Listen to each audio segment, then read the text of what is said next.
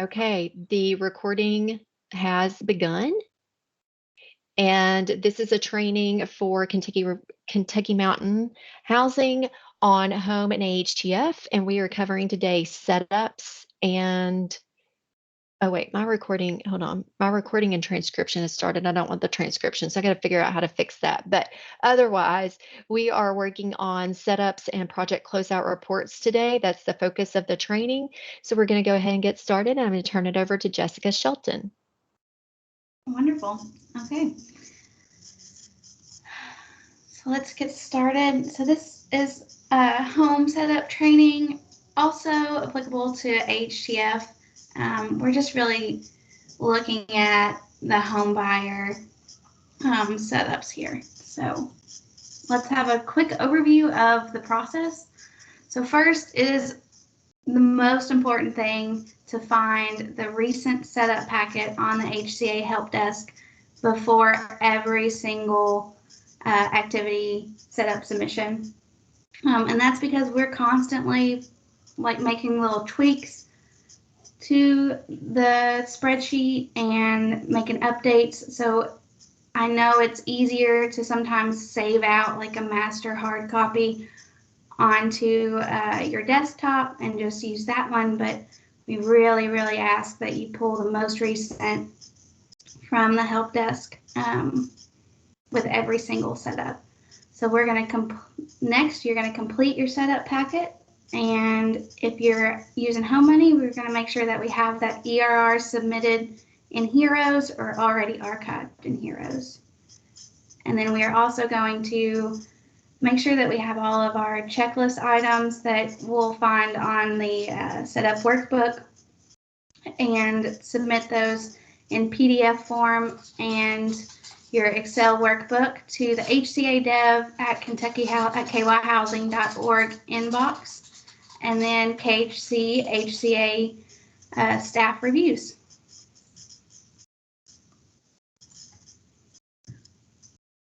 After we have reviewed, we'll send the home developer written agreement over to legal, and so then they will draft that and send it back to us.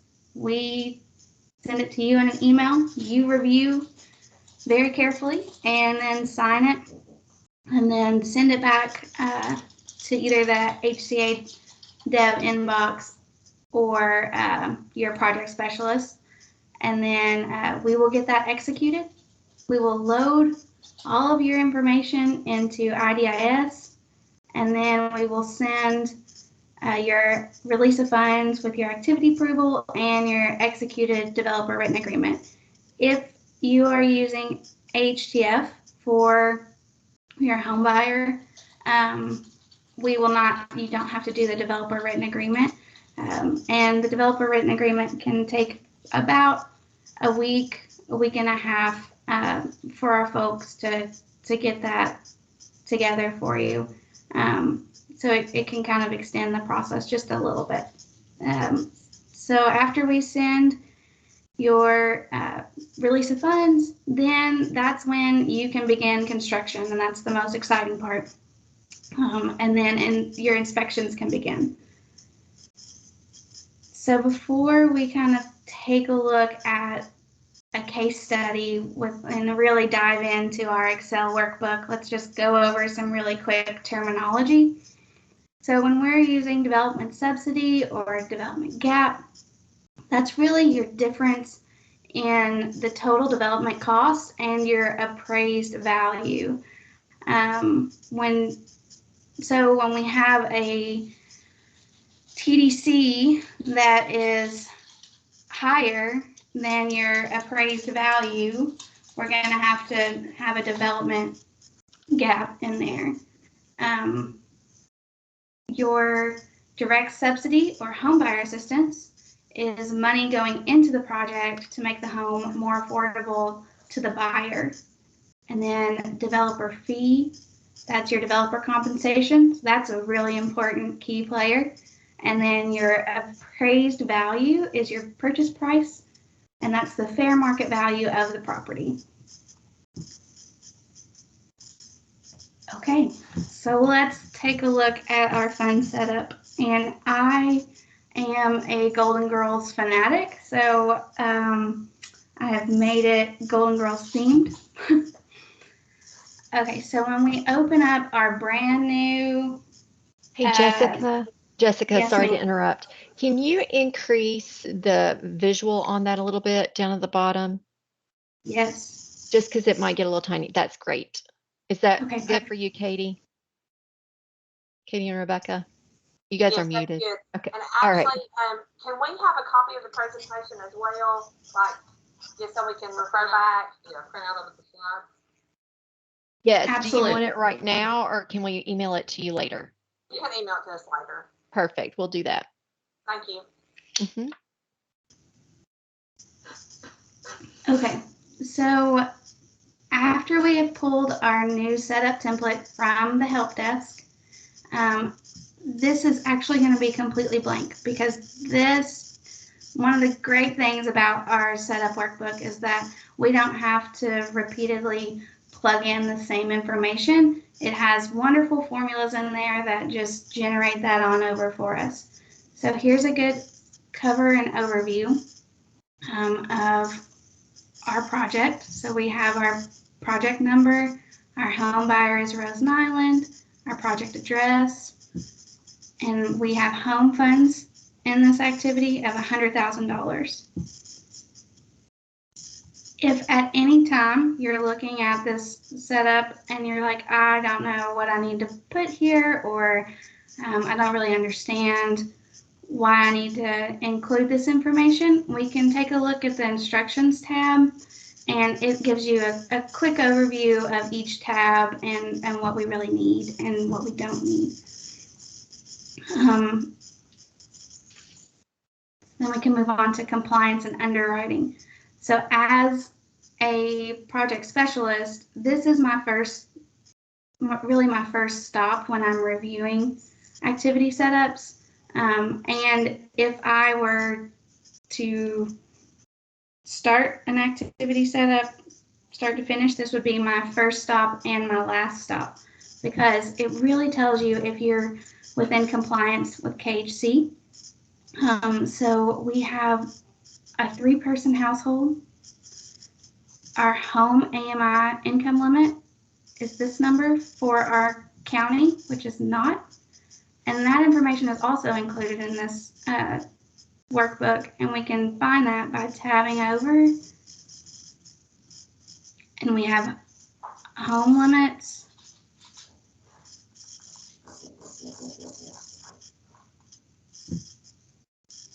And that's the most recent home limit. And then here's AHTF home limits. So we're going to use home. So we are a 3-person household and we are not county. So we'll scroll down.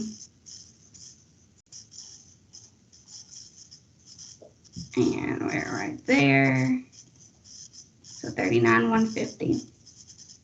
So I will plug that information actually into a different tab, into our buyer affordability tab, but we'll just hold on to that information for right now. Okay, so here's our home buyer actual and our home sales price for new construction. So this tells me that it's within our home limits. If we had ARC in the project, here's our information for ARC, our KHC cost development cost standards. So for new construction contingency is minimum, we recommend 5%, but then we'll allow a max of 7.5. So this project has 6.4%, so we're within limits. And if we were not within limits, this would show up as a nasty red no. So we would know that, oh, well, we're going to have to either submit a waiver or provide explanation, or adjust our construction contingency to meet compliance. And so this really just gives an overview of all of our compliance measures throughout the setup spreadsheet. So we're going to actually come take a look at this again at the end. But for now, it's just nice to note that this stuff is here.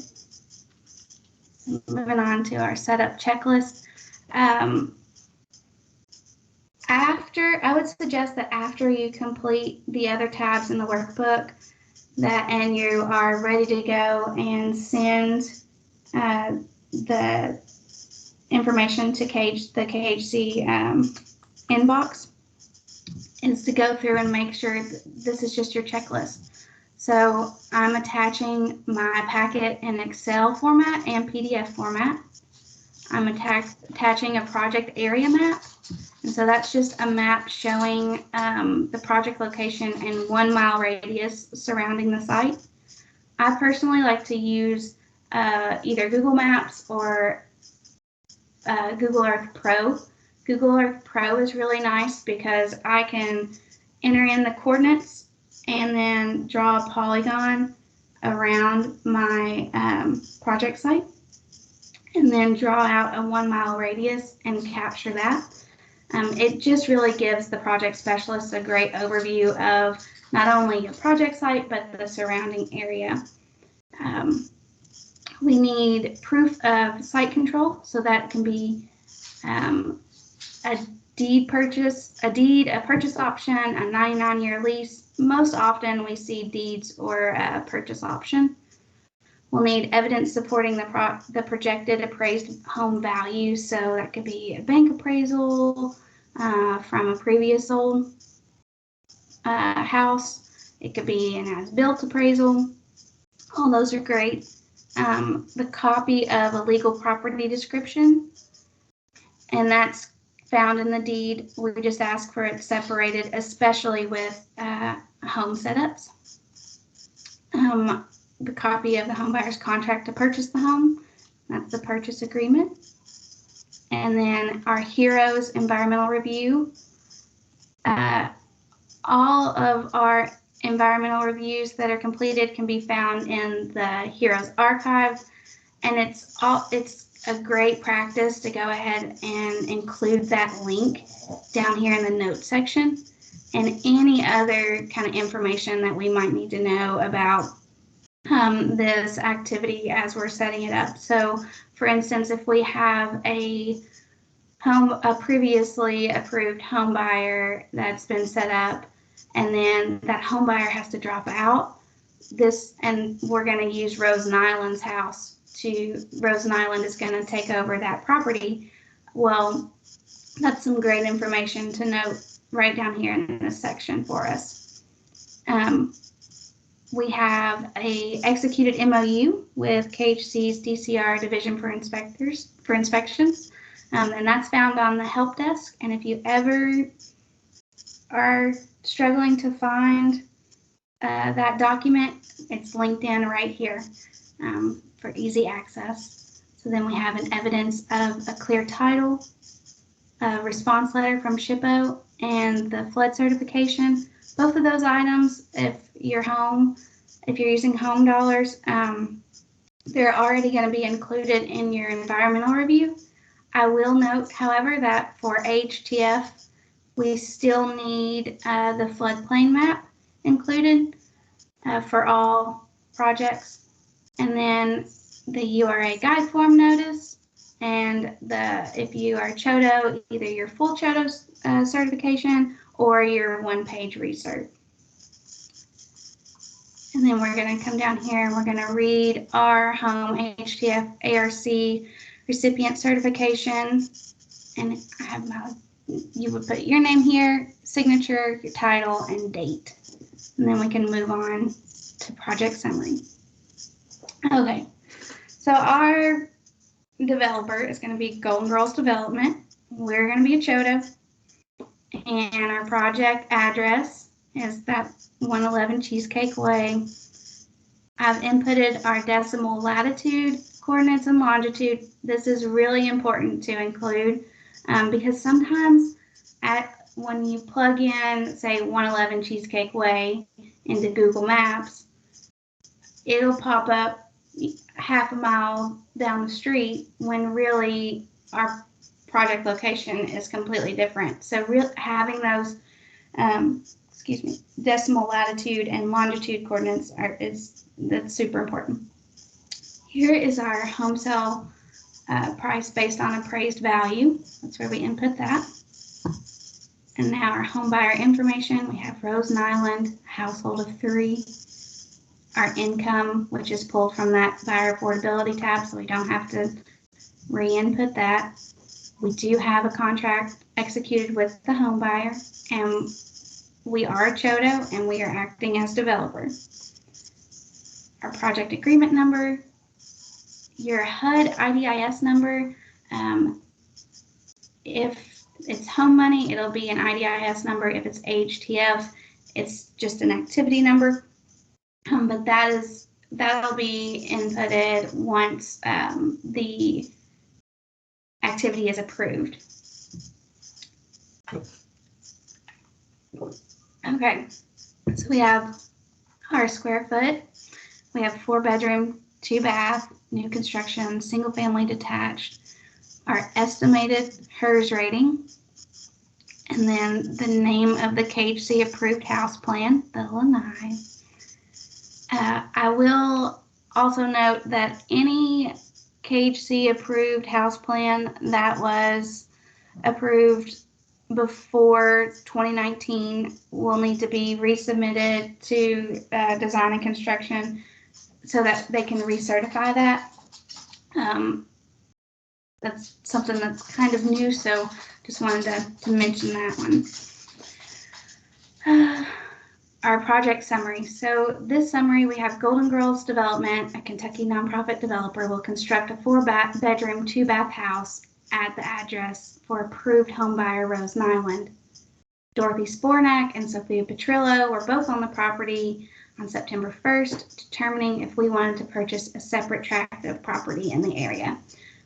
So this gives, the date of who was last on the property, a little bit about what we're going to do, and just gives, as a project specialist, when I'm reviewing this, it gives me a great understanding of what's going on here.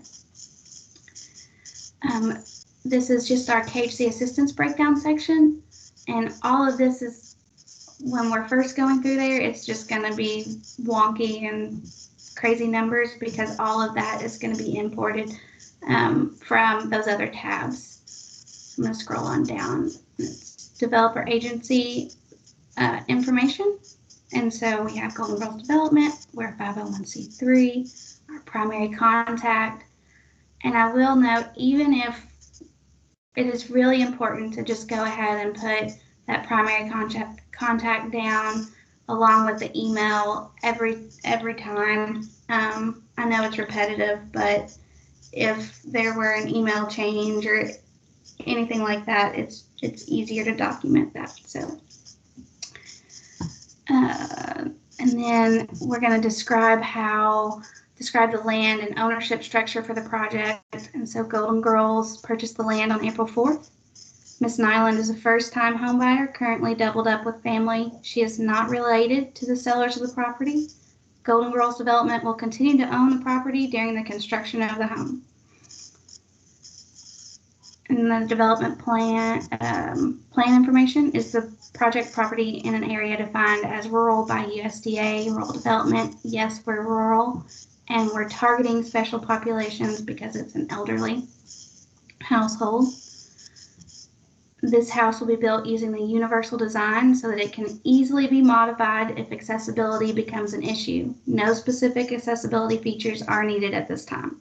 So that kind of, since we're targeting a special population, we're talking about, future accessibility needs, and then down here we're going to talk about if there are any physical needs or special site design features that will add cost. So if we needed to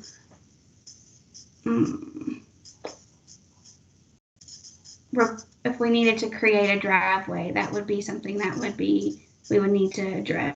So none of the property is a flat lot, and this is part of the Shady Pines tract of land that we have already purchased. Here is our development and draw schedule. So we acquired the property back in April. We are wanting to start construction in September. Those dates are a little off, but okay, September. And then our first draw is going to come $45,000. That's going to happen around November. And then our second draw, $45,000, is going to happen around January after the construction is complete. And then we hope to be finished with our project by March, and our final draw of $10,000 will come into play there. So this is really, we're not going to hold you to the set schedule. This is just for us to have an idea of, okay, here's their project timeline. Our market assessment. So we're going to describe how we determine the need for slash market demand for the proposed project. So we are currently working with over 300 families towards home ownership. Because we operate a scattered site home buyer program, the demand for the specific property is set when an eligible applicant selects that property. And how we arrived at the projected home sales price. So we intend to sell this home for its appraised value. The estimate is based on a recently completed appraisal of another home built by Golden Girls Development. The other home was also the Lanai plan, but was built in our Devereaux subdivision. So I am anticipating that this home built further from town will appraise for slightly less. Should the appraisal differ from the amount submitted, we will adjust the sales price to match the actual appraised value. So this is an excellent example of what we are looking for when we are asking for this explanation, because they've given us what they're gonna sell the house for, how they reached their estimation, and if at the end of it, if it appraises for higher, then they will match that appraised price. I have a question about that. Yes. We usually do our appraisals like at the beginning of the project before we submit. So if we do that, on that, would we just say the appraisal came in at this and that's what we're going to sell it for? Yeah, that's so you do an as-built appraisal? Yes, I guess Yes. that's what it is. Yes.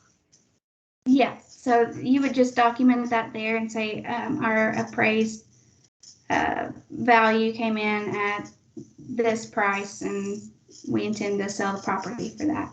Okay. Okay. Are there any identities of interest between project team members? And then if so, we really need detailed information here. Has any waivers already been issued? Just kind of any board members currently debarred, just some agency information that we need answered here. And has any development team member been subject to HUD or USDA Office of Inspector audit? And then site information relocation. Can you all hear my dog walking back and forth? I'm so sorry. I wish the headset would work, but okay. So we have construction type is new construction. We have already acquired the property. So all of these questions, you just need to go line by line and answer. If, for instance, here we have, is the project site with 4 or more other units under development by your organization? So we have yes. So it says, if yes, contact KHC. Well, we have already completed an environmental assessment for this project because we are developing a subdivision. So an environmental assessment takes quite a bit longer than an environmental review does. It's just a much more extensive assessment, and you have to have like a public comment period. So we have to be in the know sooner than later with EAs. So it's best to go ahead and kind of get us in the loop and say, hey, you can send me an email and say, hey, we plan on, we have this great idea and we plan on using KHC funds for it. And we're going to get started on EA. And that way it can just kind of be on our radar and we can get that process moving. Special project characteristics. Is the project area targeted by a local state government for improvements? No, we're not in a major disaster area for this one or in a preservation area. We don't have a brownfield redevelopment area around us. And the project is a conversion of non-residential to residential use. No, because it's already in a residential neighborhood.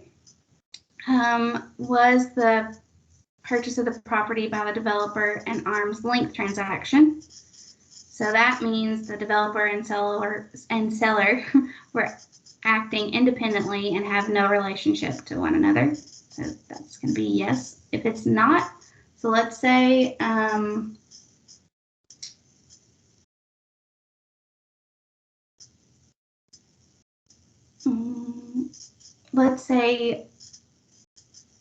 well, okay, if it's not, just go ahead and insert that information into here for us. Will your development require any households to move temporarily? No, we're not going to need to relocate. We're not going to move folks permanently, and we're not going to have to move commercial occupants for this project. And then this next section is just some homebuyer information overview. And then we have some voluntary homebuyer information. Okay. Next, we get to insert our numbers. So these top cells are pulling all from your project summary tab. So now we have development costs, and we've just our total pre-development. It just any and everything that you kind of need to input for your development.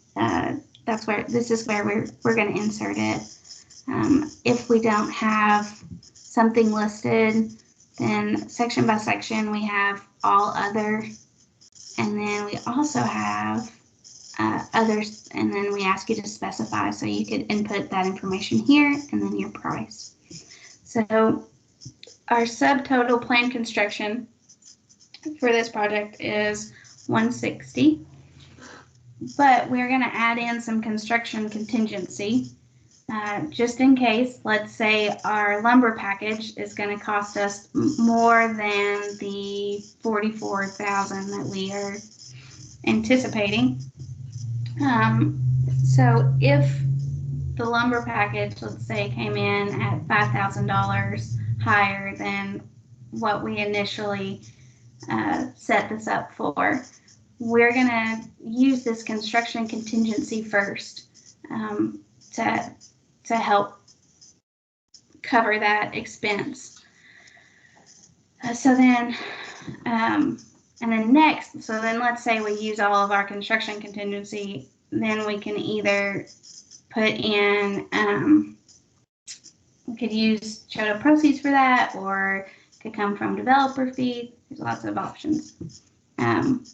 So then that makes our total construction cost with that $10,000 construction contingency at $170,498. Then we have some of the financing costs and seller's closing costs, and then we have our developer fee. So we're KHC, its compliance is either $15,000 or 15% of TDC, whichever comes first. So $15,000 came first here, and we're at 7.6% of TDC. So our total development cost comes out at $197. Our home sale proceeds, what we're selling our house for, is $125. So that means that we have a gap of $72,424. If we were to do acquisition, rehab, resale. So that is us acquiring a property, rehabbing it, and reselling it. We would input all of our rehab scope items here. So our earthwork, our roof work, chimney repair, overhangs, fascia, gutters, downspouts, sidings, exterior wall covering. And if we do acquisition, rehab, resale, and we use home money, we still need an ERR. It looks a little bit differently than a new construction environmental review. And we will also send, our project specialists have an extra step. We would send this rehab scope to our design and construction team to take a look at and approve before we can send that release of funds. So just wanted to note that here. Okay. So now we get into our sources and uses. We have our summary of our development costs, and our TDC is populated here. We have our home sale price. And then in order to make up that gap, we're going to put in KHC home development subsidy of $35,000. And then we're going to use our CHOTO proceeds of $37,423 to make our sources match our total development costs. Next, we have our interim construction financing. So we're going to use a conventional bank loan of $82,000. Our development gap subsidy is here. And then we're going to put in our home construction funding of $65,000. And we have KHC retainage of $15,000. So that's the sum of the developer fee and the seller's closing costs. And then at the bottom, we just have a quick breakdown of how all of our funds work together. So we have our home construction funding, our permanent development gap, our direct buyer assistance, which is going to be captured in the next tab. And so we have total new home funds into this project at $100,000. What will remain in the unit is the development gap and your assistance to the buyer. So that's going to be $38,000. And then what's also important to note is the surplus home funds. So since we're a CHOTO, we get to retain those as CHOTO proceeds. So that's going to be $61,685 that I get to retain as CHOTO proceeds and use in another affordable housing project. If we were using AHTF funds here, Kelly, do you want to? Yes. So I particularly want to talk about if you were to use AHTF funds in this project instead of home, when you get to the end, instead of having a CHOTO proceed of $61,685, you would have an AHTF program income of $61,685. Program income for AHTF has to be returned to KHC. So you would have to cut a check back to KHC. But what we allow you, and what Kentucky Mountain Housing has done in the past, is we allow you to make a decision if you want to recycle that back into your total project, which would mean you send us back a check for $61,685. We take that funding and we put that in a back into your project level account, do a new grant agreement with an increase of $61,685, and then you can use that money to build another house. So that really comes where you guys want, what your flavor is, if you really want to do that or not. But I know that your projects in your application have been proposed to do that AHTF recycle, but I wanted to explain how that is done. So you really have to wait until those funds are put back into the project before you can commit them to another unit. there are questions about that? Because I know it's confusing. And when you get there, let us know and we'll step you through the process. But I did just want to put that tip in. Thank you. Okay. Okay, so now we have our buyer affordability tab. We have Rose Island, her income, and household size, everything that's populated in there. We're gonna put,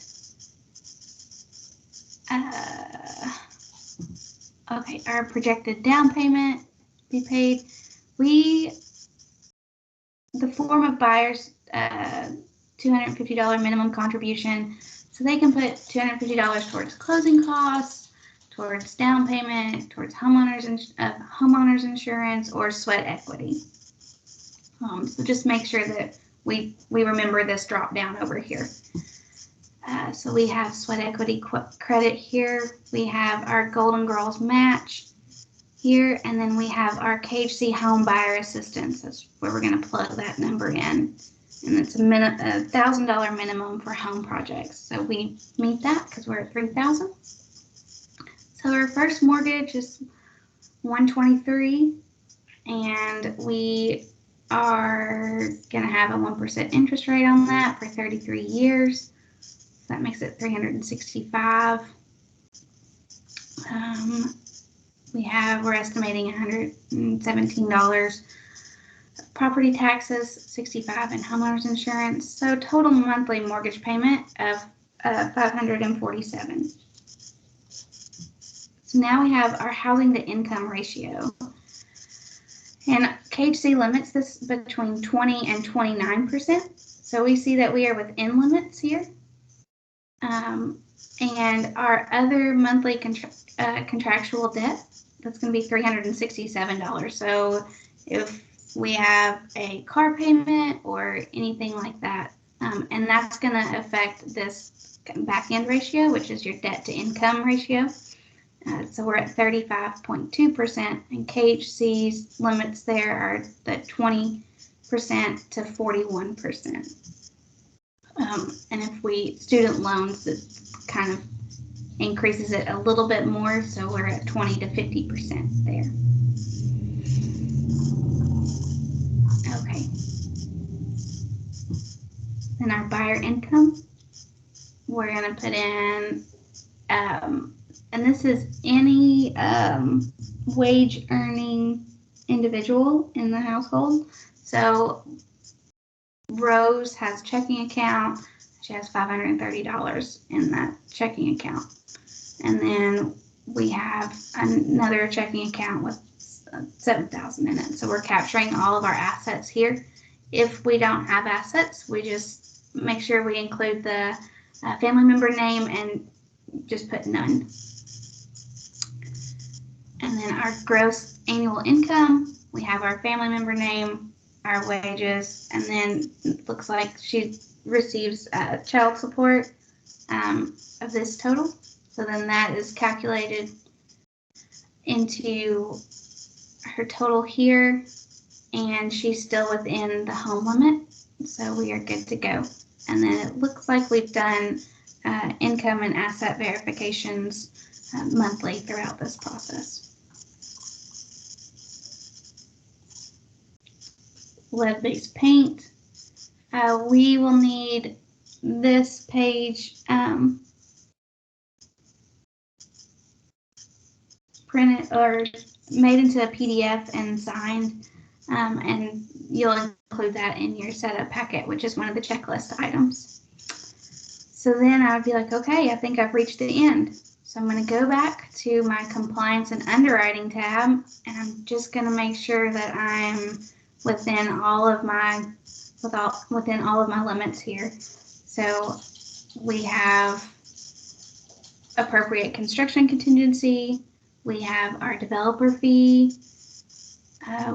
we have our contractor's fees and our KHC retainage, our anticipated HERS rating, our permanent development gap subsidy, and that is limited based on our HERS rating table, and there's a little, if we scroll all the way down, we can find that HERS rating table right here. So we have max development subsidy based on our HERS rating. So 55 or below is at 35% right now. 35,000 right now. And we've extended that past this date, correct, Kelly? Sorry, I was on mute. Yes, we have. And actually, we have, there was a pen that came out, I think in the beginning of August, that even you can ask for a waiver to go above those amounts. We actually increased the 55 or below to 45,000, 56 to 65 to 40,000, and 66 or higher to 35,000. And then if you need to go higher than 40,000 on direct subsidy, you can do a waiver, but there is a PN that's posted on the help desk with those numbers. So those have even increased in amounts, but that is through December 31st, I think. Perfect.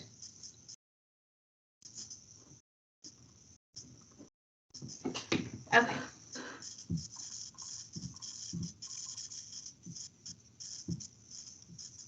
All right, so and then we have our direct buyer assistance. We've met that minimum threshold and we're not above the maximum. Our housing to income and our debt to income looks good and we're within limits. So at that point, I would pop everything into an email and send that on over to the HCA Dev inbox so you can get started on review. And that concludes my setup portion. And Kelly, if you want to take over PCR. So after we've accepted and I've sent the release of funds and you guys are ready to close out. All right. So you guys kind of know the drill of what happens in between the setup, the release of funds, and the PCR. You've constructed the unit. You know that once you get your release of funds, you need to call for your first inspection. They're inspecting footer. That's in our policy manual. Then once the house is framed is usually when you get a second inspection or interim inspection, and you can make a draw at that point as well. So you can make a draw in the beginning after the first inspection. You can make a draw after the second inspection, but we retain out 10%. It's kind of just the rough estimate that we do, 10% before you can make your final draw. And your final draw includes the project closeout report and all the attachments. So that's what we're going to talk about. And this is after you have had a final inspection from KHC and that has been approved and completed. And then you do the closing with your home buyer. So at that point, you need to draw the rest of your funding so that you can pay your bills and you do a project completion report. So that's where we are now. So Jessica, if you can click on PCR checklist tab. All right. So this is kind of how I review, and I think it would be easier for you to even follow this kind of process when you are entering in your PCR tabs. And PCRs are fairly easy, except you have a lot more attachments that aren't just this setup or setup PCR, but you do with the setup as well. So we're going to talk about that. So I use this checklist as a guide of what all you need. So if you look at tab A in line 11, it has your project completion report. That's what you're looking at right now. When we send your release of funds back to you, we send your setup form back to you that we approved. You use that setup form to do your PCR, and you're going to see why in a few minutes. So you'll pick this form back up, you attach it to your draw. We will need it in an Excel format, also in a PDF format, because at the bottom of this checklist is a place for you to sign. So we just need a signature on that. It can be electronic. I don't really care. You can print it out and scan it in. Makes no difference to me. We also need, so included in this PCR is your checklist, which we're going over right now, your TDC, total development costs, which we're going to talk about, a rehab scope if that's needed. Those would be needed on acquisition rehab resales. And I know that you guys don't currently do acquisition, rehab, resale, but might be something you want to look at down the road. A lot of agencies are starting to go to that just because of land values increasing. It's making it's a little bit more economical for them. So just keep that in mind. We also can do sources and uses. So that's another tab on this, and then buyer affordability. So pretty much column A or line A is taken care of in the PCR that we're going to show right now. In addition to that, part of the PCR is evidence from design and construction with your inspection approval. You'll have a copy of that, so you just attach it to the draw. Then you want to choose an executed recording or closing document. So that can be your HUD-1. It could be your what used to be your HUD-1. It's also any of your recording documents. So if you're doing home, you need to have your recorded mortgage and your your recorded mortgage and the recorded assignment of mortgage. Those are found on our help desk, those templates. Those are closing documents, which we will talk about later on. You will also need a note and a note assignment that are the original note and note assignment for home only projects have to be mailed into KHC before we will approve a draw, the last final draw in the PCR. So just make a note of that. When you do your closing, go ahead and mail the original note and note assignment to KHC. And if you're doing AHTF, we also have to have a deed restriction. So that would be another closing document. Beyond that, the proof of home buyer completion of housing counseling, so just your housing counseling certification is attached to the PCR, right? Then you fill this out, continue to fill it out. At the bottom is the place for you to sign and date, and we move on with life. Okay, let's go to the PCR TDC tab. This is where it gets fairly complicated or fairly easy, depending. So in this example, we've just done the setup. What happens on this PCR tab is you literally go in where it says Closeout Actuals, and you just start entering what you actually did. So Jessica's going to put in the square footage 1203. That's what you said you were going to build. That's what you built. So she's entering this information in. House appraises at 125. So you can see that there's nothing really to explain. There's no variance. You just enter these in. So for simplicity's sake, I'm going to have Jessica just enter the amounts as they were entered on the setup. So basically what we're doing for this example is what was entered on the setup is what we have in your PCR tab. So everything's going to be exactly the same. However, while she's entering those in, if you had a case where, let's say, on your site utilities that she just entered for $5,601, if that came in at $6,000, you would enter $6,000, and then you would go to column L on that same line and just explain, oh, costs were just more expensive than what you had originally anticipated, and you move on with life. We do require contingency. Jessica talked about that. We require contingency. So in any case where your costs go a little bit above and beyond, that construction contingency kicks in and covers those costs. So you can see how easy this is. You basically are just, again, entering what you said you were going to do. So Jessica's doing that for us so we can just see what that looks like.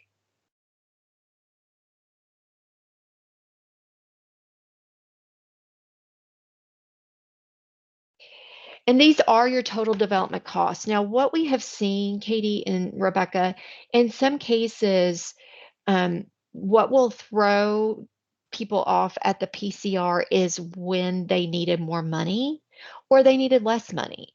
We take care of that on the back end, so it's not that big of a deal if you needed less money. We just recapture money from your project. You don't have to do anything. I do that on my end. If you needed more money, again, the construction contingency will kick in. And so far, I haven't seen a project that needed more money that construction contingency didn't cover. If it did, if there is something that happens and construction contingency just doesn't cover, yeah, Jessica, just go ahead and put 1450 in there. If construction contingency just didn't cover it, you would want to revise your setup so we can put more money to the project. So that's the only thing. All right, so Jessica's going to enter the developer fee. She's going to put 15,000, what was proposed. So you get to the bottom and you see your total development cost. You projected at 197,424. We came in at 187,404. I bet we missed a line somewhere, but we're not gonna. It doesn't make any difference at this point. For sure. So we're just gonna, right now you can see that your gap was 72,424, and in your closeout, your gap is 62,404. And the difference for that 10,020 could just simply be that cost came in lower than what you originally expected. And then you enter that as a reason. All right. If you go over to, at this point, I'm going to leave the TDC tab, and I'm actually going to go over to your buyer affordability tab. So on buyer affordability, we're doing the same thing here on your closeout actuals. Is we're actually going to put in, and we're going to do that they have both, most do. For counseling, on this tab, your actuals typically are the same. Once in a while they change, but we're, for this purpose of keeping this simple, we're not going to change anything. We're going to say that the household gross stayed the same. Once you qualify somebody and commit the funds, then they can have increases. That's okay in income, but you've already committed the funds, so we take it, you've pre-sold the unit. So your closing costs on this mortgage were $5,200 roughly. We're going to keep that the same. Down payment, we're going to keep the same. Mortgage assistance, we're going to keep the same. We're going to go down here in our home buyer assistance. We're at $3,315, so we're just keeping that the same.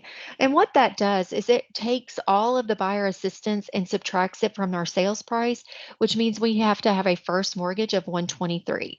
So we're going to keep that the same as well. We did have that.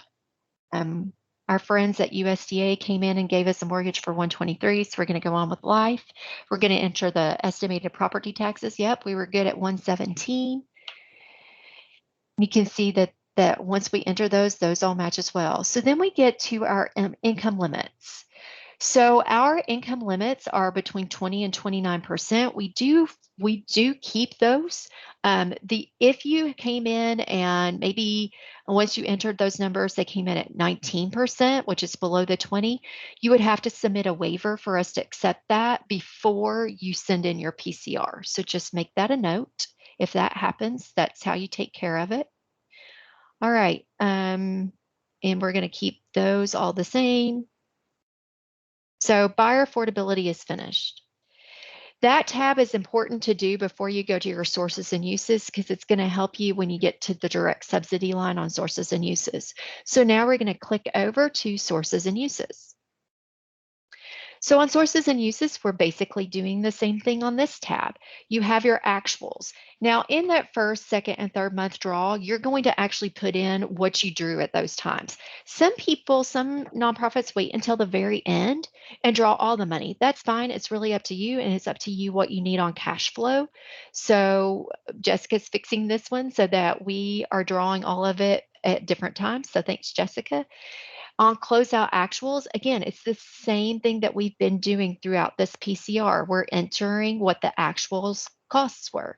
So Jessica entered the square footage. Some of this also auto-populates from the total development costs.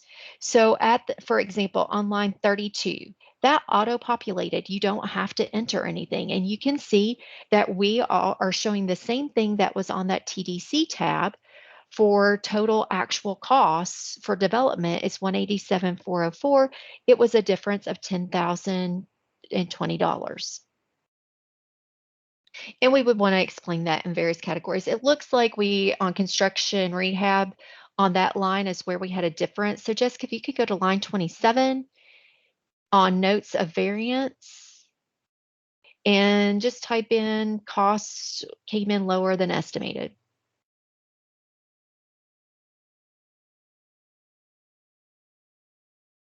Perfect. All right, so that takes care of that note.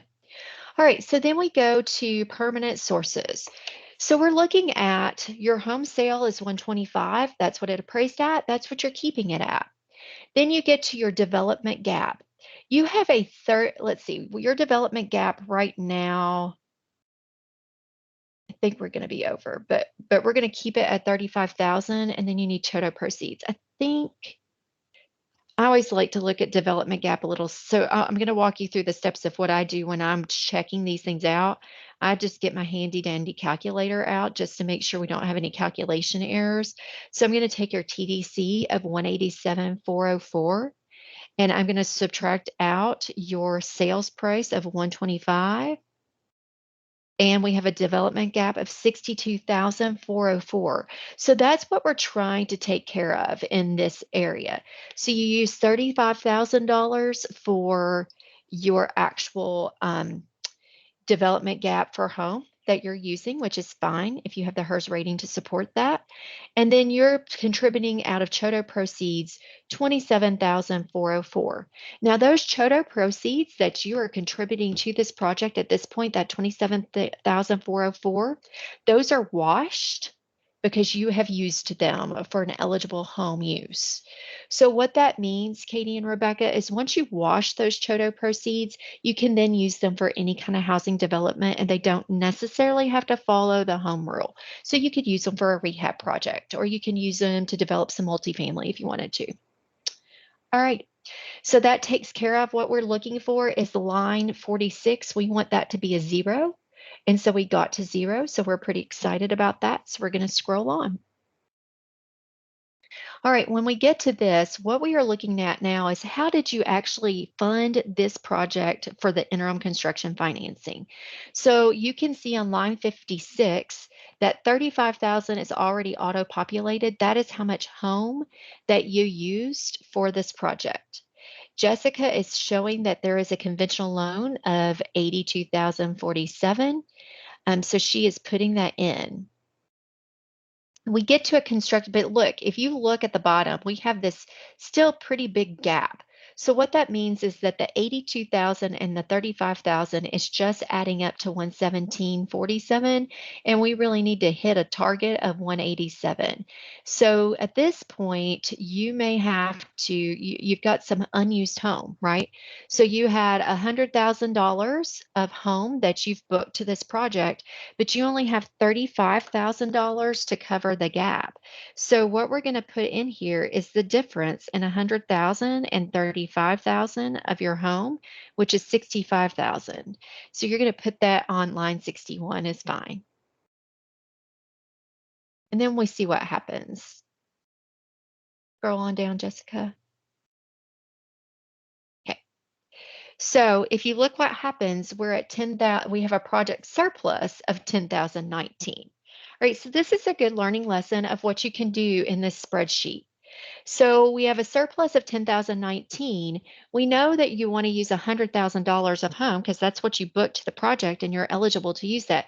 So if you scroll back up to your loan that you put on this project of 82,047, you can actually reduce that loan cost by 10,019. And Jessica, it is 72,028.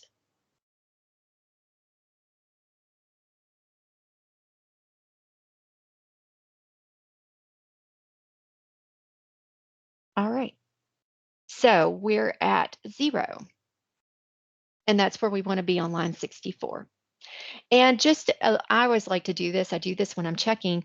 I just highlight line 62 and line 63 just to see if that will add up to the 187 number that I want. So Jessica, can you highlight that for them? Oh, maybe it won't let you. My computer is wanting to kind of freeze up, but yeah. Okay, maybe. Okay, well, so it's not letting you do that. But anyway, those numbers should add up to the 187. That's just a double check. Okay, we'll scroll on down. Then we get to the breakdown of funding on your closeout. So you don't have any AHTF in this project, which is fine. We're just focused on home right now. So on your home, you have $65,000 in home construction financing. This really becomes a summary. Notice it's all auto-populated. Then you have 35,000 that you're leaving in the project for development gap. You use 33,000, or I'm sorry, 3,315 for direct buyer assistance on this project, but you actually booked to the project a total of $100,000 because you used that for interim financing. The 35,000 in development gap and the 3,315 in direct buyer assistance actually stays in the project. So your CHOTO proceeds become the difference in what's remaining in the project, which is a total of 38,315 on line 9495. And you subtract that from the 100,000, you end up with a surplus of home of 61,685. And over in column K, where you have right now a message that says not applicable, we're going to click in there and click the drop down. Because you are a CHOTO, you are going to retain that as CHOTO proceeds, which means you now use that 61,685 for CHOTO proceeds. And if you recall, I apologize if you can hear my phone ringing. If you recall, when I talked about the CHOTO proceeds that you put into the project, that those become a wash, you basically take that amount, I think it was $27,000, out of the 61,685 because those are your washed CHOTO proceeds. All right. Does that make sense of where that summary is and how you enter those things in? It does. Okay, the sources and uses tab really becomes kind of a checks and balances for you, especially at PCR. Okay, I have a question. Sure. So the total funds, like the total permanent KHC funds, which on this is 38,315. That's what the KHC mortgage and note should be for, the home mortgage and note, correct? No. Your mortgage and note is only for what goes to the direct buyer assistance. Which is the 3,315. Correct. Yeah. Okay. I was kind of confused, and I'm glad that I asked that question. Okay, so I got you. Yes, correct. Good question to ask. Yeah. All right. So if you scroll on the PCR tab, Jessica, if you'll just scroll over, I think there's also, okay. So these are things, Katie, that you might be familiar with on the Maybe Weeby tab. We do have to report on Maybe Weeby. So you basically just enter your numbers in on this. If you run into problems, let me know. Sometimes we have some versions of this PCR have problems with just being able to enter project numbers. So let me know if you run into problems. And then the next tab is the lead-based paint homeowner that we have to have signed at PCR, just saying it doesn't have lead-based paint. This one's easy, especially you guys are doing new construction. It's super easy because new construction doesn't have lead-based paint. So you just fill those out as well. And then that all comes in as an Excel file in the draw as an attachment. And then you also save each one of these as a PDF and attach the PDF as well. When you are selecting that final draw on a unit, you need to select final draw, and all of the required documents will pop up, and it won't let you submit that draw until you attach all the documents. That just helps you give you a little checklist for, oh yes, I'm attaching all the things I'm supposed to attach. Are there any questions about that? All right. Okay. I think we can go back to the slideshow. I think there's a few little housekeeping things left that we have, a couple slides. And I think there are more tips for the trade. Right. I think Jessica's probably having trouble with her computer making the transition. Yeah. Sometimes when you share screens on a presentation like this, it's a little slow. All right. So here's some learning opportunities. So here's some things we learned with setups that we've learned over the course of doing this that we thought might help you. When you are trying to get that appraised value, you really need to try to do, for that purchase price, we really need an appraisal, like an as-built appraisal or a like appraisal. We prefer as-built. They're easier. If it's a like appraisal, it's really got to be super alike for us to accept it. So that's a tip for the trade. On construction contingency, we look at 5 to 7.5% being used in the project to cover unanticipated costs. In our example, we didn't have that, but as COVID has remained a threat to us, it it is affecting material prices. So I am seeing more and more projects coming in at the PCR end, having to use some of that construction contingency. They usually aren't having to use all of it, but they are having to dip into it. So another reason why we require that. Also, any buyer contributions, so any cash contributions or sweat equity, be sure you're putting on that buyer affordability tab like we did in the example. And then any supporting documentations for your setups, be sure it's completed and signed by everybody. That's just another thing, another little tip that we found that sometimes nonprofits and developers tend to miss that piece, is getting everything signed. All right, next slide. Submitting closing docs. So this is something that I wanted to focus on a little bit because it's a process kind of outside of that PCR. It's the legal docs. So on our help desk, you will find under a home buyer new construction, you will find our mortgage templates and our note templates and our mortgage assignment templates and our note assignment templates and the AHTF deed restriction. You have to use our templates, that is required. And the templates are pretty easy. They have fillable fields. So you go in, you fill in the fields, but you would need to submit those to hcadev@kyhousing.org for review. And you really need to give a 2-week headway. So if you know you've got a closing coming up, you need to get those forms into us so we can get them to our legal department for review before you go to closing. And we do say that you need to give us a couple weeks to get those reviewed. If you're running into a situation where you've got a closing that just has to happen, sometimes this happens with USDA, especially we see it sometimes in October and November when maybe there's budgets that have to be approved federally and they're going to run out of money. They have to have some things approved quickly and they're trying to get some closings done.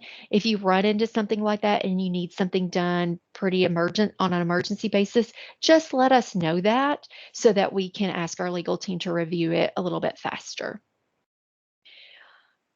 All right, we also send our closing doc review approval to you. So usually you will get that approval back so you know you're good to go to closing. And once in a while, they may come back and say, yeah, this is fine. We just need you to add this initial to this name or something like that. So they'll tell you that in the approval. And then at that point, you can go to closing and get your PCR submitted in the draw system.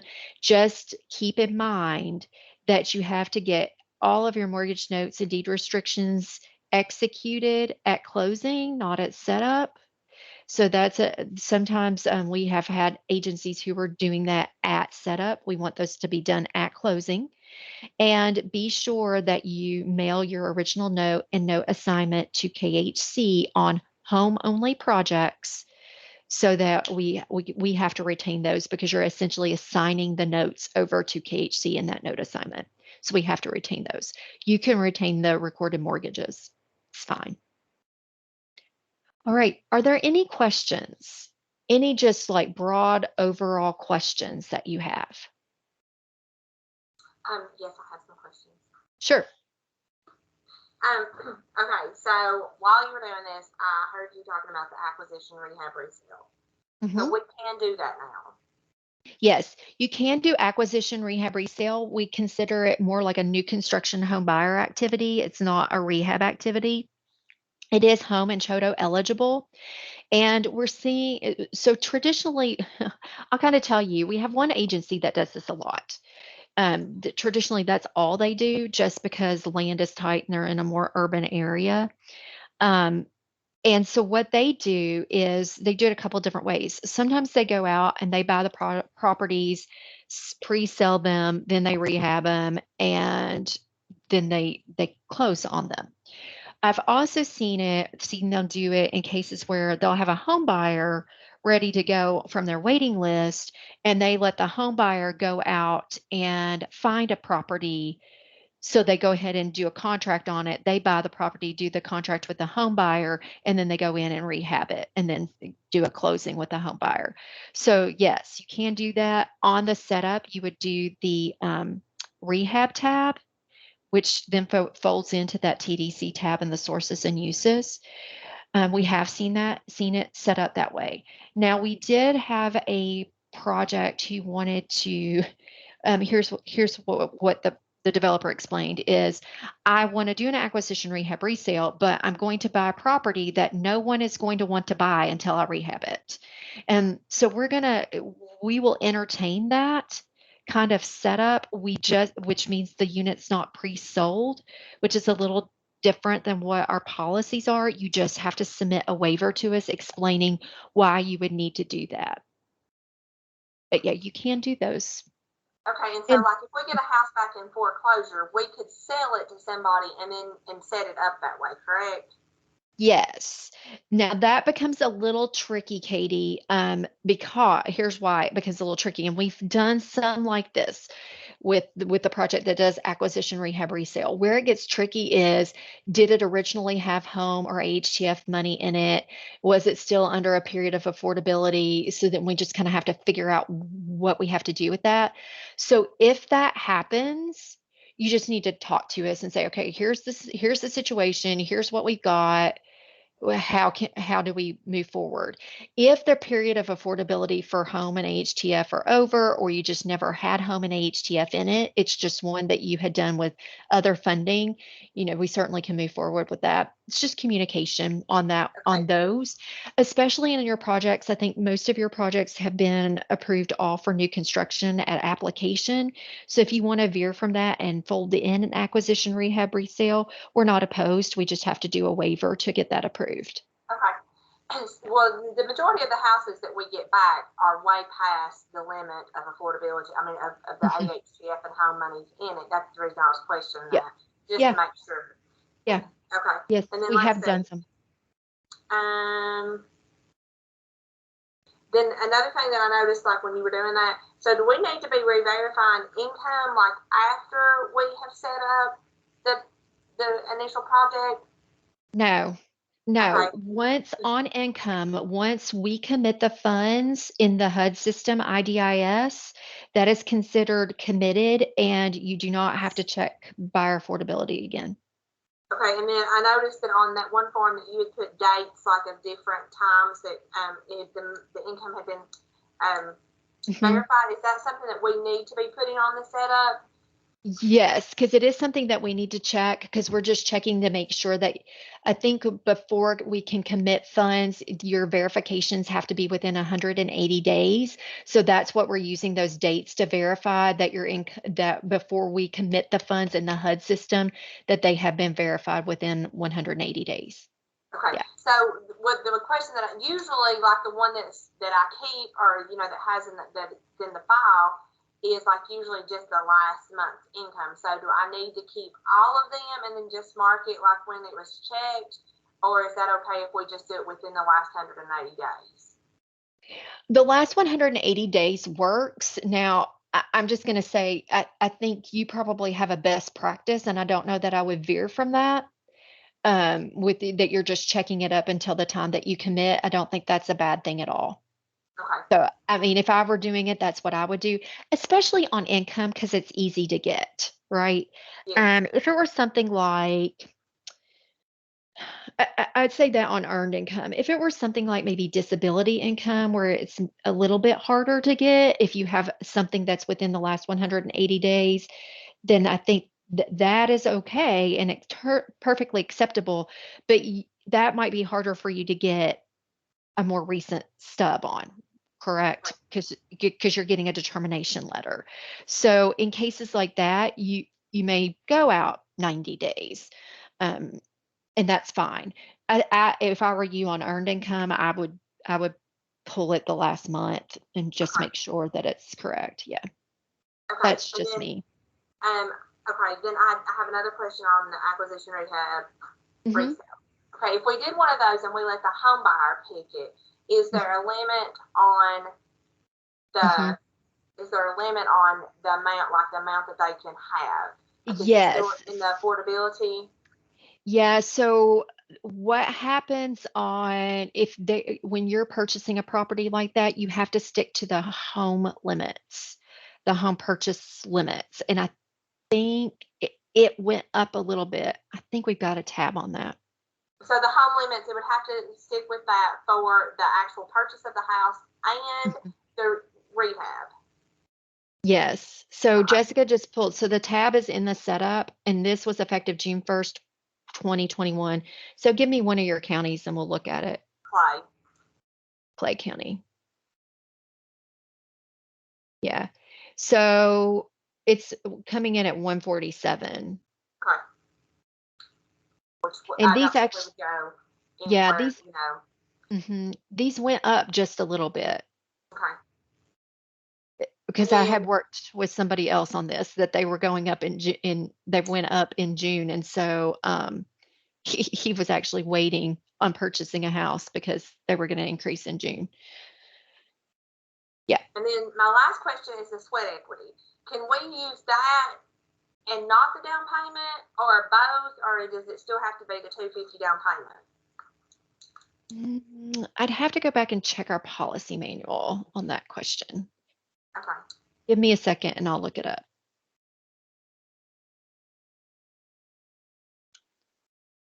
So just for everyone that might be listening to this, where I'm going to go to look this up, because this is a good learning tool as well, is the fastest way I look for this is I go to our website, www.kyhousing.org. And on that website, there's a quick links button. I hit the quick links button and there's a contact HCA help desk. Now, what happens when you hit that, it comes up like you're going to submit a request to the help desk. You don't have to do that. There is a little place above the submit a request that says Housing Contract Administration Help Desk. I click on that, and then you can go to any topic. So when I get to the help desk, I am scrolling down to the Homebuyer Development tab, where we have a tab for Homebuyer Policy Manuals, and I'm going to look at the 2020 manual. We have 2019 and 2018 on there as well. So if you have a project funded in those years, you can go consult those. And I'm going to see if I can just do a quick search on sweat equity in the document.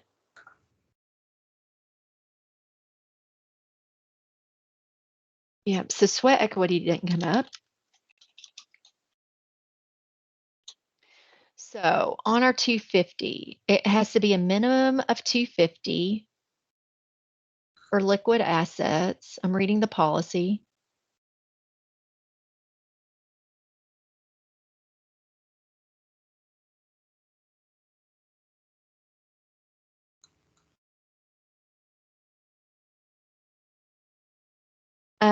If the source of income is SSI or SSDI, we can waive that.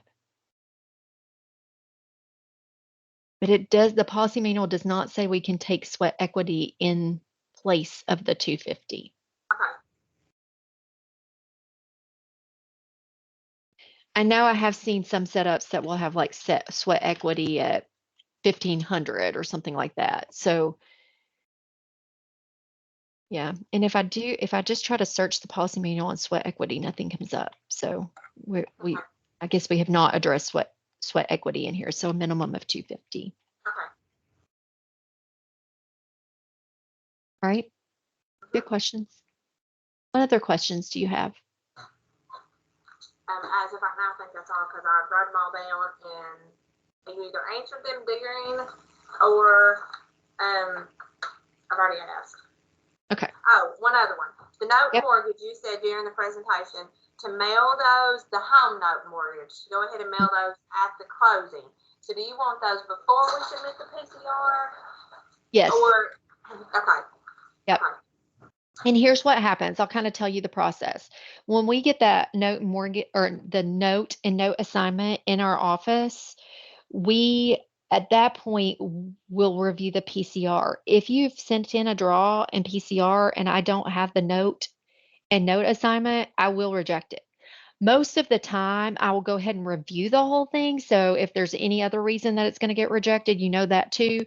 But I will reject it if we do not have the original note and note assignment in the office when I review. Yeah.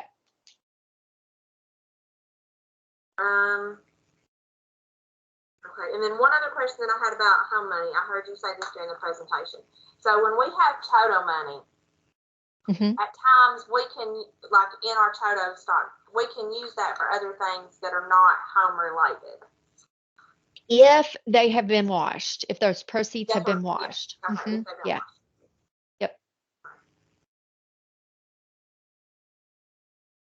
Okay. Okay. And you covered that one too, when like with the wash, how it washes. Yeah, in the how it washes. Oh. Okay. Yeah, I think that's all that I have. Okay. All right. Was this helpful? I do want that feedback. Was this helpful? Very. Okay. All right. I'm going to go ahead and stop the recording at this point, and then we can take any other project specific questions.